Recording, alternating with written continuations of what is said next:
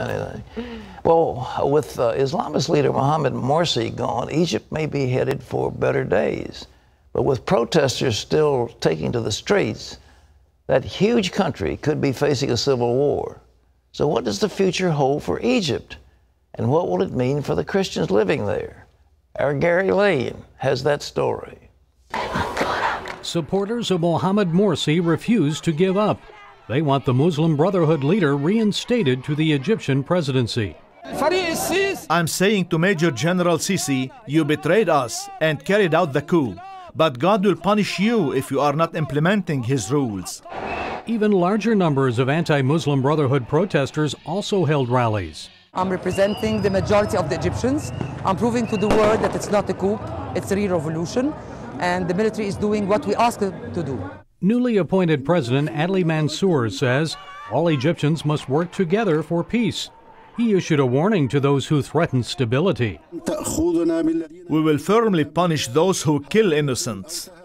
As the death and injury tolls continue to rise, many wonder if rival factions are headed for a showdown. Author Raymond Ibrahim had this prediction last April. I foresee, based on precedent, civil war. In his book Crucified Again, Exposing Islam's New War on Christians, Ibrahim says Christians will be targeted for attack and their very existence threatened. Well, Raymond Ibrahim is a CBN News contributor, and he's joining us now. And it's good to see you again, Raymond. All right, they got rid of Morsi. You foresaw a revolution. Well, what comes next? What do you see?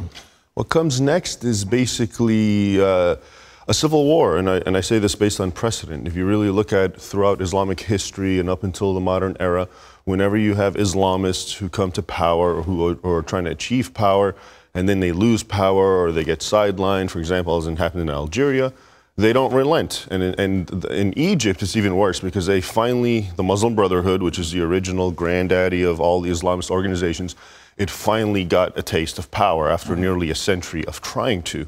So I do not foresee them just leaving easily. Now they got power, they even believe it was done legitimately, and so they're not just going to go, they're going to fight, and that's what we're seeing right now because this is what they want, this is what they exist for. Okay, who's going to come out on top?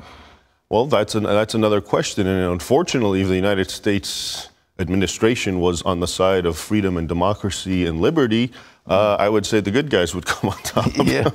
But I don't think that's the case because the Obama administration has made it very clear it's a staunch Morsi supporter. Here in the West, Americans don't know this, but Ann Patterson, the ambassador to Egypt, is one of the most despised figures in Egypt. And we don't know that because we don't hear what's going on, but she makes it unequivocally clear that the United States is all about Morsi. It's all about the Muslim Brotherhood. She is despised? Despised. You never hear that in the media. No, no. They walk around carrying signs, telling her, get out.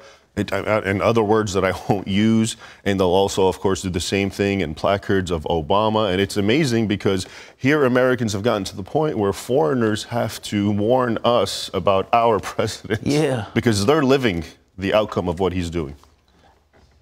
Back to Islam. There is no question it is a political system based on world domination. Is that a fair statement? That is an absolutely fair statement. Yeah. But see, if you say that, you're a bad guy. But when the other 100,000 Islamic authoritative clerics say it, then no one even talks about it. It's told about in Arabic, and you're fluent in Arabic, and you know what they're saying. But they put on two faces, don't they? One in English and one in Arabic. Yeah. That's actually a codified aspect of Islamic law, which is taqiyya, which teaches that Islamic supremacists and those who are trying to bring the totality of Sharia, that they say in my first book, The Al-Qaeda Reader, which was Al-Qaeda, I brought all of the communiques of what bin Laden said to the West, and it was all about reciprocal treatment, retaliation, what you've done to us, Israel, etc. Then I brought the writings that were directed to fellow Muslims in Arabic that were never disseminated to English until I wrote them, and they had nothing to do with grievances. All they had to do was with Islamic law, and basically bin Laden said they are the infidels, they're the non-believers, we are obligated to subjugate them because that's what our prophet would do, and this is what our religion is. Subjugate them? Subjugate them, which means give them three choices. They can either convert to Islam, which is the story of how Islam came into being, forcing and compelling, or live as a Christian or a Jew, but be a third-class citizen who's just ostracized. A dhimmi, exactly. Yeah. Or die. Or die. Or die. Fight the sword. This is history, and it's so unwavering, 14 centuries. Why don't you think the media, what is it with the media? The media in America will not face this truth. No, it's just... Like we've discussed before, Pat, the media is about validating their narratives. You know, this Trayvon Martin thing, for example. Yeah, you look at it, okay, it's one man fought, killed another man, let's just judge it and be done with it. All of a sudden, this is a huge story because the media is able to extrapolate something about how, well, oh, but the other guy had white blood. Therefore, it's a racial thing. Yeah. So this works perfect for them, and it'll be a mainstream. I was reading that I'm laughing. I shouldn't laugh at it, but there is one murder of a black teenager by another black teenager in Detroit every single day. Right. But well, that's not news. But this one thing about a Hispanic. Yeah. Because that is something the media wants, because now the media can run around and talk about racism, et cetera. And it's even so sad because they couldn't even get a full white person. Yeah, half white. All right. Can these Islamists win, do you think? I mean, do we have enough intestinal fortitude in the West to resist this thing? We have fought them before and won. Mm-hmm. Well, it's kind of sad because they are now, they've taken a strong blow in Egypt, because this is the snake's head of the Muslim Brotherhood. Okay. And they took a strong blow, and it's very ironic to me that it comes from Egyptians, from Muslims, not from the West, not from those who actually have to gain by getting these guys out. And so that, I think, is a great development. But on the other hand, as you can see, the West does not want that. For whatever reason, the United States is constantly helping the jihadists in Syria, in Egypt, in Libya, in all these nations. And I don't understand the mentality or the logic of helping the same people who end up attacking us later. But that's what's happening. So if actually the U.S., and this is what Egyptians were telling Ann Patterson, keep your nose out of our business, leave us alone to run our own country, and stop trying to turn us into, they use this, stop trying to turn us into another Pakistan. And Pakistan, of course, is the epitome of an Islamic country. Oh, yeah.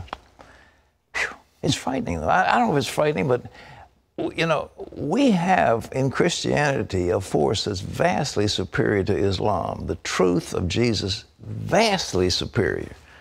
Why don't we use it? Why is that failing?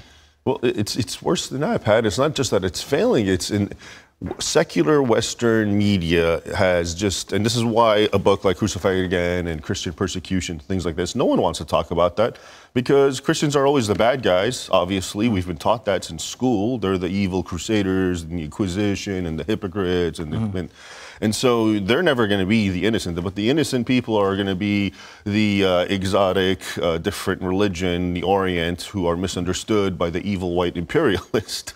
And that's the narrative, that's the paradigm. So if you don't fit that paradigm, we won't hear it. And so as in a book like that, I know you've read it, you'll find that, I mean, it's a humanitarian crisis. Who's talking about it? What media is even mentioning this? None. Raymond Ibrahim, ladies and gentlemen, it's called Crucified Again. It's his book. I thought it was fascinating, and it's got such insight into the writings, the history, the documents of the persecution of Christians by Islamists throughout history. And if you haven't got a copy, you ought to do it because it makes a tremendous read. And I did read it, Raymond, and I was excited. I'm so glad you're with us. God bless you. Excellent to hear. God bless you, Pat. Thank you. Thank you. Well, Raymond Ibrahim will be blogging for CBN News at our website, cbnnews.com. And his book, as I said, is called Crucified Again, Exposing Islam's New War on Christians. You can get it on Amazon or wherever books are sold.